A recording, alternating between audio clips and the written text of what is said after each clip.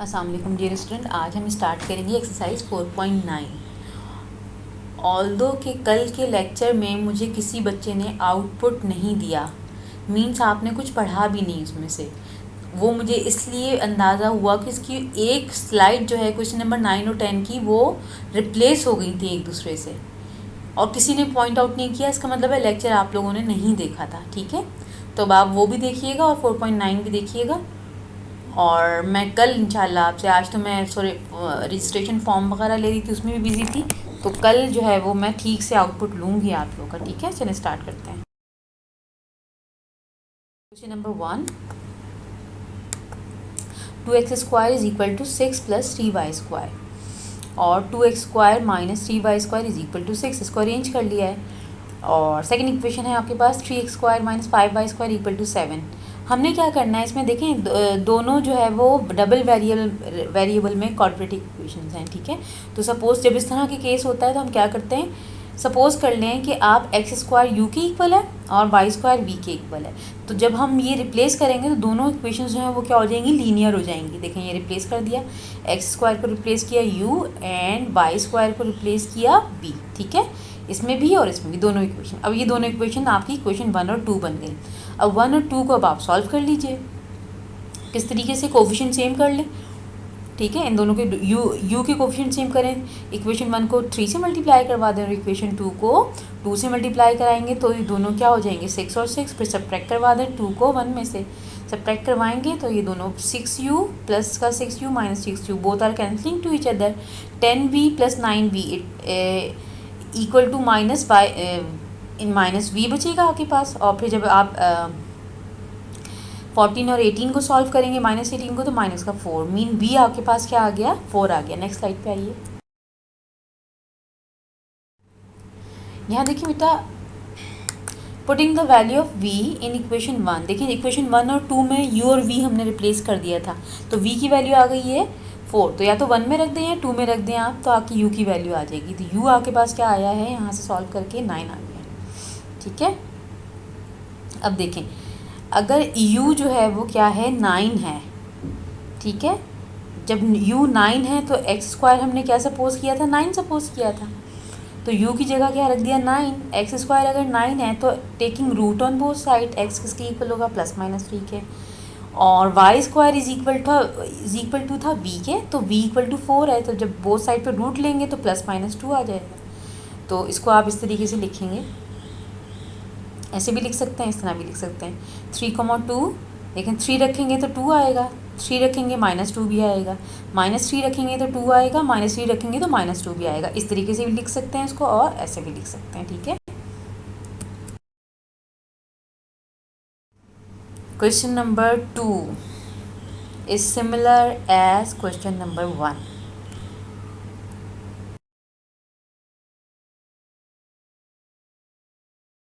यहाँ पे देखें क्वेश्चन नंबर 3 भी देखें आप, उसी टाइप का है, दोनों क्वाड्रेटिक इक्वेशन है। अरेंज कर लेंगे इसको, फिर x² को u ले लें आप, y² को v ले लें। नेक्स्ट स्लाइड पे आइए। यहाँ पे देखें, इसको अरेंज कर लिया। ठीक है, दोनों इक्वेशंस को अरेंज किया, फिर पुट कर दिया x² is equal to u and y² is equal to v। ठीक है, तो आपके पास ये दो इक्वेशन बन जाएंगी। कोफिशिएंट वाले मेथड से करें आप, दोनों को इन दोनों का कोफिशिएंट सेम बना लें। इसको 2 से मल्टीप्लाई करवा के सब्ट्रैक्ट करवा दें 1 में से, तो आपके पास v की वैल्यू आ जाएगी। v की वैल्यू आएगी, आई है आपके पास 2। v की वैल्यू का आप कोई सी भी इक्वेशन में रिप्लेस करें, 1 में या 2 में, तो u की वैल्यू आ जाएगी। फिर x² हमने सपोज किया था u, तो u कितना हो गया, 9, और y² सपोज किया था 4, y² सपोज किया था v, तो आपके पास यहाँ पे v की वैल्यू है 2, तो ये प्लस माइनस √2 आ गया आपके पास। ये आपका आंसर आ गया, सेम पैटर्न पे। Question number 4, x² minus 5xy plus 6y² equal to 0। Equation 1, x² plus y² is equal to 45। इसको देते हैं आप इक्वेशन नंबर 2। ठीक है, अब देखें यहाँ पे जो आपके पास होमोजीनियस इक्वेशन है, इसको आप फैक्टराइज करें। अगर इसको देखें, डबल वेरिएबल में है ना, this is called homogeneous equation. इसको अगर आप फैक्टराइज करेंगे तो इसके फैक्टर्स बन जाएंगे -2xy -3xy।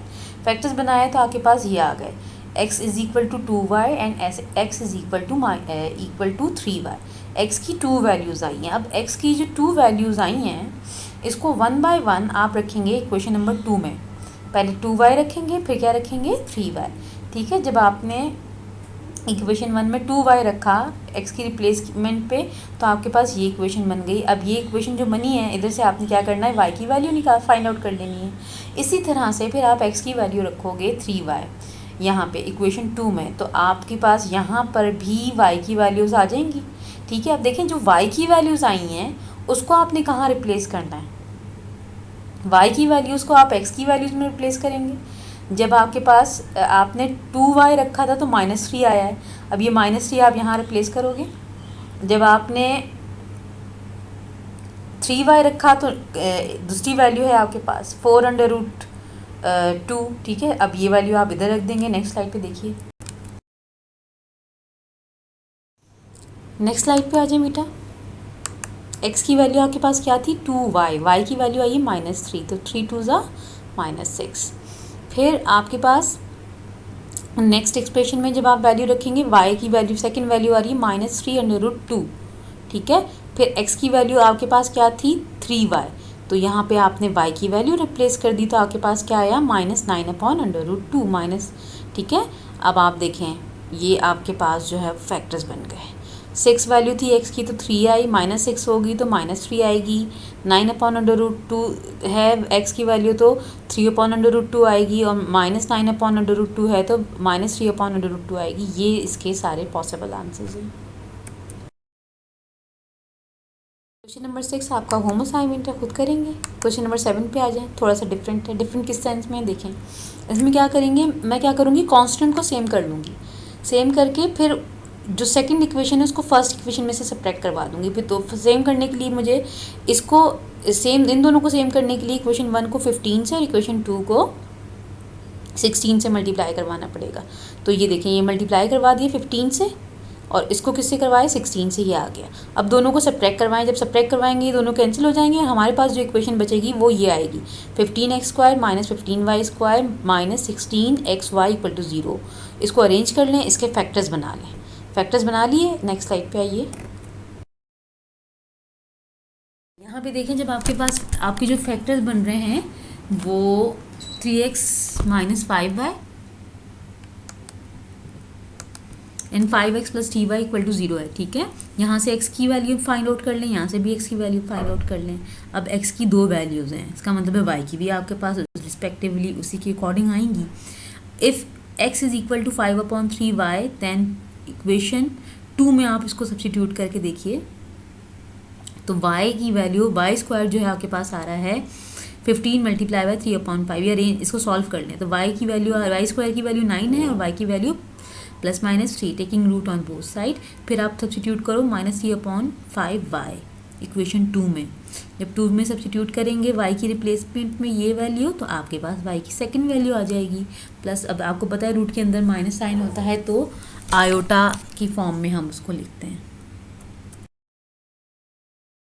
नेक्स्ट स्लाइड पे देखें।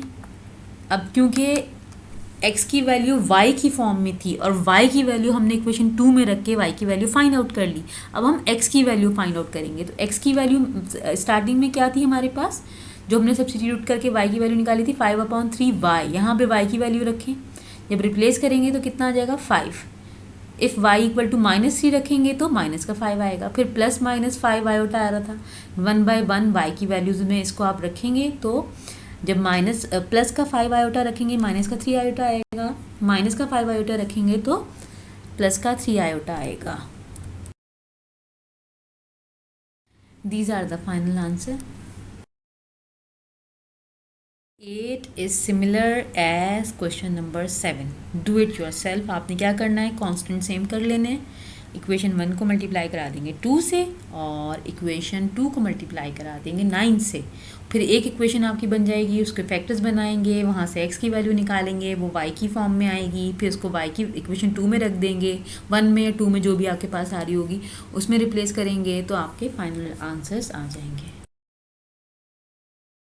ये स्टेप्स सॉल्व हुए में, स्टेप्स ये हुए हुए हैं, आप चाहें तो इससे हेल्प आउट ले सकते हैं। 9 देखें बेटा, आपको इक्वेशन दी हुई, इसको अरेंज कर लिया है पहले, x y square minus two x y equal to 7, और इक्वेशन 2 को भी अरेंज किया है, 2x square minus x y equal to -3, इसको देते हैं equation 2। To balance the coefficient multiply equation 1/3 and equation 2/7 means balance the equation means कि आपको कोफिशिएंट सेम करने हैं, ठीक है। तो देखें इक्वेशन 1 को जब आप मल्टीप्लाई कराएंगे 3 से, तो ये हो जाएगा 3y square minus 6xy equal to 21। Next slide पे आइए, और इक्वेशन 2 को मल्टीप्लाई करा दें 7 से। इक्वेशन 2 को देखें मल्टीप्लाई करवाया 7 से, तो ये हो गया 14x square minus 7xy equal to -21। अब ऐड कर दें इक्वेशन 3 को एंड इक्वेशन 4 को, देखते हैं कि किसके, मतलब आपने खुद चेक करना होगा कि वेरिएबल कैंसिल हो रहे हैं, कांस्टेंट ज़ाहिर है आपको देखना था कि कांस्टेंट कैंसिल करने थे आपको, तो नेगेटिव साइन लाना था तो सब्ट्रैक्ट किया इधर, ठीक है। ये देखिए नेगेटिव साइन कैंसिल हो गए। इसके बाद इसके फैक्टर्स बना लें आप, जिस तरह से क्वेश्चन नंबर 7 और 8 में था।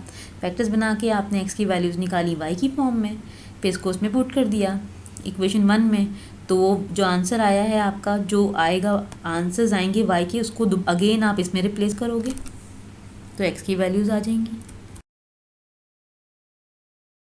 एक्स की वैल्यू को वाई की वैल्यूज़ को एक्स की वैल्यूज़ में रिप्लेस किया तो आपके पास एक्स की वैल्यूज़ आ गई हैं।